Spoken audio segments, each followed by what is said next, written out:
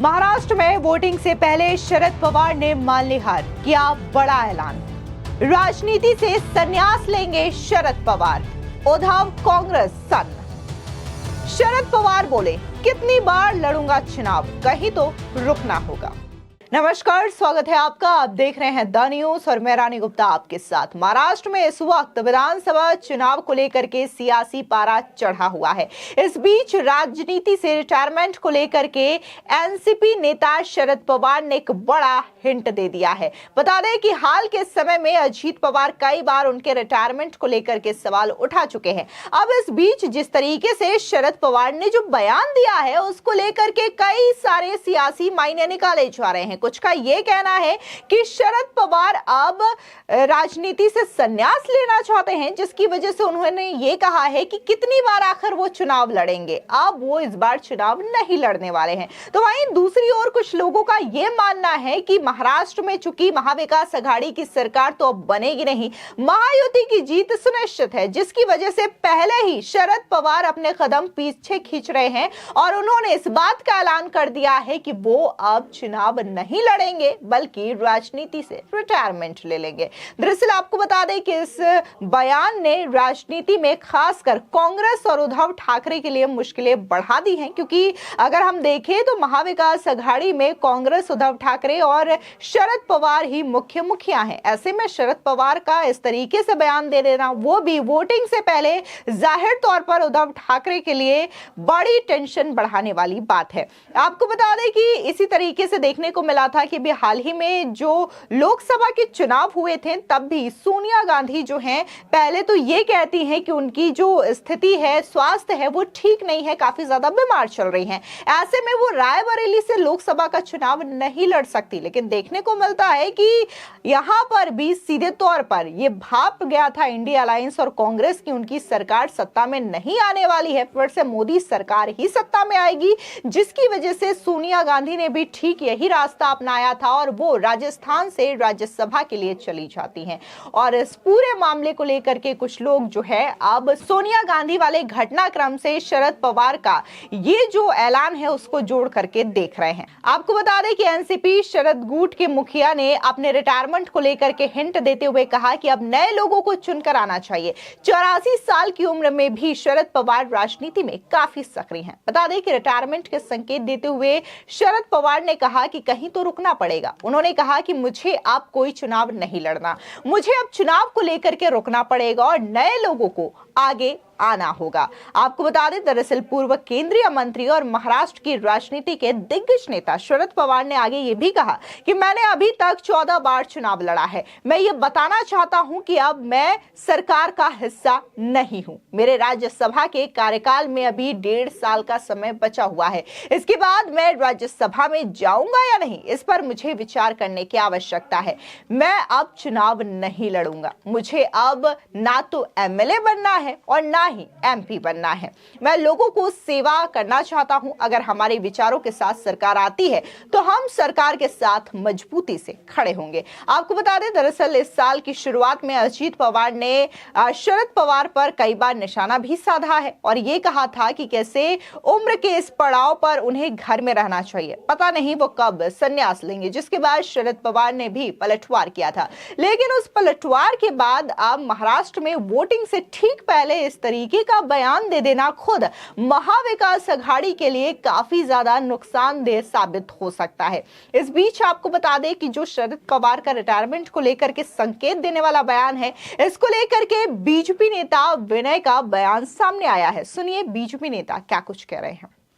मैं मानता हूं कि जब जनता में कोई भी नेता जाता है, जनता के मूड का अंदाजा आता है, तो उसके आधार पर लोग अपने अपने प्लान बनाते हैं।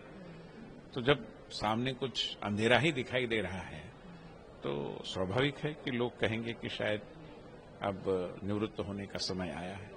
आपको बता दें कि शरद पवार के इस बयान से महाराष्ट्र की राजनीति में हलचल जरूर मच गई है। हालांकि ये देखना दिलचस्प होगा कि क्या वो वाकई रिटायरमेंट लेंगे या नहीं। लेकिन उनके बयान से राजनीतिक पंडितों के बीच ये सवाल जोर पकड़ रहा है कि क्या अब एनसीपी में बड़ा बदलाव होने वाला है, तो वहीं दूसरी ओर बीजेपी नेता और खासकर जो महायुति है वो पूरी तरीके से अपनी जीत को लेकर के आश्वस्त दिखाई दे रही है। इस बीच आपको बता दें कि शिवसेना नेता मिलिंद देवरा का बयान भी सामने आया है। क्या कुछ उन्होंने महाराष्ट्र चुनाव को लेकर के कहा है, आप भी सुनिए। आज मैं सबसे पहले यहाँ हमारे वर्ली के सभी महायुति के कार्यकर्ताओं को बहुत बहुत धन्यवाद देना चाहूँगा, बहुत एक प्रकार से शुभकामनाएं देना चाहूँगा। हमारे कार्यालय का आज उद्घाटन हुआ है, इसमें मुख्यमंत्री एकनाथ शिंदे जी यहाँ स्वयं आए और पूरी मुंबई में, पूरी महाराष्ट्र में जो वातावरण दिखाई दे रहा है कि जो सबसे आम मतदाता है उन्होंने एक प्रकार से तय किया है कि वे और एक बार महायुति सरकार को एक हैट्रिक देना चाहते हैं, जिस प्रकार से हरियाणा में भाजपा को हैट्रिक दिया गया। और मैं सभी मतदाताओं को आपके माध्यम से, खास करके महिला मतदाताओं से निवेदन करूंगा कि फिर से शिंदे साहब को, देवेंद्र जी को, अजीत दादा को, उनकी सरकार को हमें मंत्रालय तक पहुंचाना है ताकि जल्द से जल्द विकास हो। इनकी जो गति है वो नो स्पीड लिमिट वाली गति है, लेकिन विपक्ष में कुछ लोग हैं जो हर काम में उनका एक ही काम है, वो स्पीड ब्रेकर लगाते हैं। वो स्पीड ब्रेकर की राजनीति हमें पूरी तरह से हमेशा के लिए मुंबई से, महाराष्ट्र से समाप्त करना होगा। करंट विधायक है, कह सकते हैं आदित्य ठाकरे पिछले 5 साल से विधायक है, लेकिन उनका कहीं पे भी लोगों से संपर्क कार्यालय नहीं है, तो क्या मिसिंग मान सकते कि आप देखिए, 5 साल पहले 2019 में बहुत बड़ी प्रॉमिस के साथ आदित्य ठाकरे जी यहाँ वर्ली में चुनाव लड़ने आए थे। एक प्रकार से उन्होंने अपने परिवार के इतिहास में एक प्रकार से उन्होंने एक नई शुरुआत की। लोगों की बहुत सारी अपेक्षाएं थी, बहुत सारी आकांक्षाएं थी, और इस क्षेत्र में उभाटा उनके पास एक आमदार नहीं, 3 आमदार है, एक खासदार है, एक सांसद है, 2 महापौर है, अनेक नगर सेवक है। इसके साथ साथ 2.5 वर्षों के लिए वे सत्ता में थे। उद्धव ठाकरे जी स्वयं मुख्यमंत्री हुआ करते थे, आदित्य ठाकरे जी स्वयं महाराष्ट्र के एक कैबिनेट मंत्री हुआ करते थे। उसके बावजूद यदि वर्ली में सबसे आम लोगों को, जो भूमिपुत्र हैं वर्ली के, उनको न्याय यदि किसी ने दिया है तो एकनाथ शिंदे साहब ने दिया है। और इसलिए मैं मानता हूं कि मैं शिंदे साहब का एक प्रतिनिधि, एक एम्बेसडर, एक दूत के रूप में यहां आया हूं, लोगों की समस्याओं को अच्छी तरह से समझने के लिए और प्रत्यक्ष रूप से शिंदे साहब तक पहुंचाने के लिए।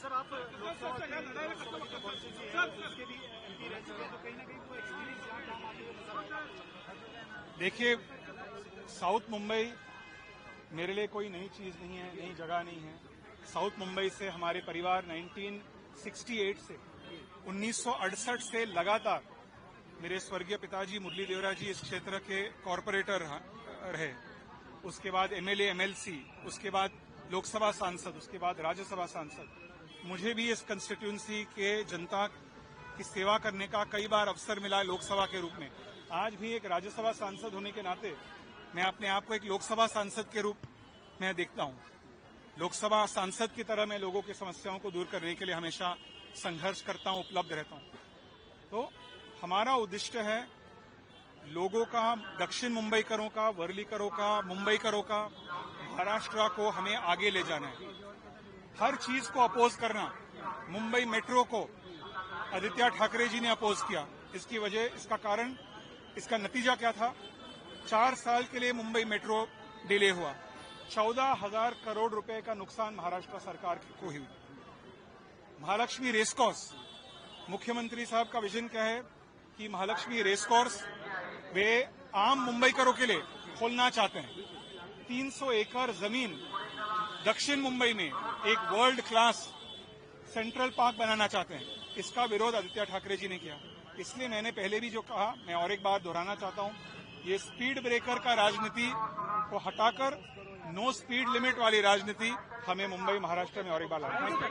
आपको बता दें कि महाराष्ट्र में 20 नवंबर को चुनाव होने वाले हैं और इसके जो नतीजे हैं वो 23 नवंबर को सामने आएंगे। दरअसल महाराष्ट्र की 288 सीटों पर विधानसभा चुनाव हो रहे हैं और इसको लेकर के पूरी तरीके से जो पार्टियां हैं वो अपनी अपनी ओर से तैयार नजर आ रही है। तमाम लोगों ने न सिर्फ बयानबाजी करना शुरू कर दिया है, एक दूसरे पर आरोप प्रत्यारोप का सिलसिला शुरू हो चुका है, बल्कि अब तो ताबड़तोड़ रैलियां भी महाराष्ट्र में होनी शुरू हो गई है, जहां पर न सिर्फ प्रधानमंत्री मोदी, योगी आदित्यनाथ, गृह मंत्री अमित शाह, बल्कि राहुल गांधी भी रैली करते हुए दिखाई देंगे। फिलहाल इस पूरे मामले को लेकर के आपकी क्या राय है, हमारे कमेंट सेक्शन में जरूर बताएं। धन्यवाद।